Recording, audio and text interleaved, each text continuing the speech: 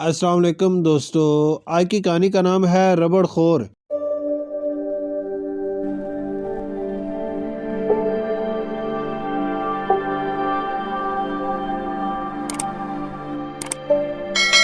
زین، یہ تم کیا کھا رہے ہو اور تمہارے ہاتھ میں کیا ہے؟ عالیہ باجی نے زین سے پوچھا تو اس نے ڈرتے ڈرتے اپنے ہاتھ ان کے سامنے کر دیے، لیکن عالیہ باجی اس وقت تک دیکھ چکی تھی کہ اس نے اپنا ربڑ نیچے پھینکا اور پھر چالاکی سے اس پر اپنا پاؤں رکھ دیا۔ عالیہ باجی گزشتہ کئی دنوں سے دیکھ رہی تھی کہ زین چپکے سے ربڑ کھاتا ہے، اگر کوئی دیکھتا تو وہ کام کرنا شروع کر دیتا۔ عالیہ باجی کو زین کی یہ عادت بری لگتی تھی، لیکن پھر بھی انہوں نے سوچا کہ اگر زین کو سب کے سامنے ٹوکا تو اسے شرمندگی ہوگی اور پھر سب اس کا مذاق بھی اڑائیں گے، اس لیے انہوں نے فیصلہ کیا کہ وہ ایک کہانی کے ذریعے زین کی اصلاح کریں گے۔ چلو بچوں، اب کون سا پیریڈ ہے؟ عالیہ باجی نے کلاس میں جاتے ہی پوچھا تو سب بچوں نے مل کر جواب دیا، کہانی کا۔ آج میں جو کہانی آپ کو سنا رہی ہوں وہ ایک بہت ہی پیارے بچے عامر کی کہانی ہے، جو ویسے تو بڑا پیارا تھا، لیکن نہ جانے کب اور کیسے اسے ربڑ کھانے کی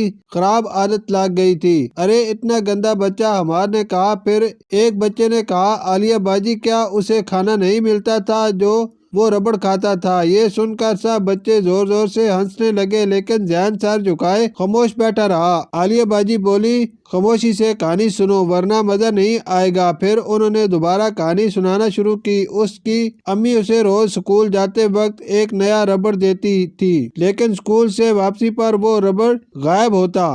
جب اس کی امی پوچھتی کہ تمہارا ربڑ کہاں گیا تو وہ روز ایک نیا بہانہ بنا لیتا، کبھی کہتا کھو گیا، کبھی کہتا کسی بچے نے نکال لیا، کبھی کچھ تو کبھی کچھ۔ کچھ دن تک تو یہ سلسلہ چلتا رہا۔ پھر اس کی امی نے طے کیا کہ میں اس کا پتہ لگا کر رہوں گی کہ عامر کا ربڑ جاتا کہاں ہے۔ ایک روز عامر کی امی سکول پہنچی اور ہیڈ مسٹریس سے شکایت کی کہ میرے بچے کا ربڑ روز کلاس میں غائب ہو جاتا ہے، کہیں کوئی بچہ اس کا ربڑ تو نہیں نکال لیتا۔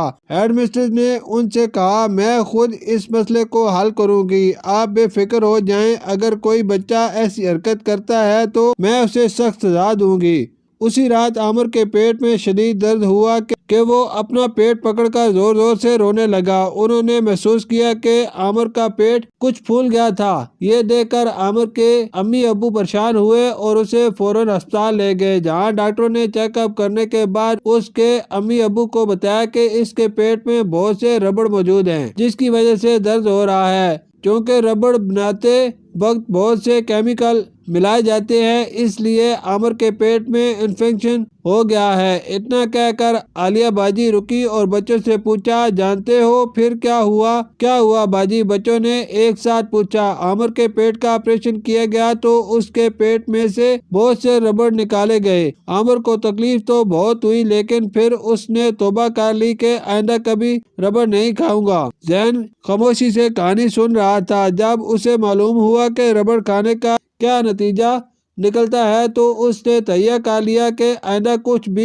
ہو ربڑ کو منہ نہیں لگائے گا۔ اس طرح وہ ڈانٹ کھائے بغیر ہی سدھر گیا۔ بچوں، آپ بھی اس کہانی سے سبق حاصل کر لو کہ ربڑ ہو یا پینسل یا چاک، مٹی وغیرہ، ان میں سے خواہ کتنی بھی خوشبو آ رہی ہو، ان کو کبھی بھی اپنے منہ کے پاس نہ لاؤ، ورنہ آپ کا حال بھی عامر کے جیسا ہو سکتا ہے۔ شکریہ۔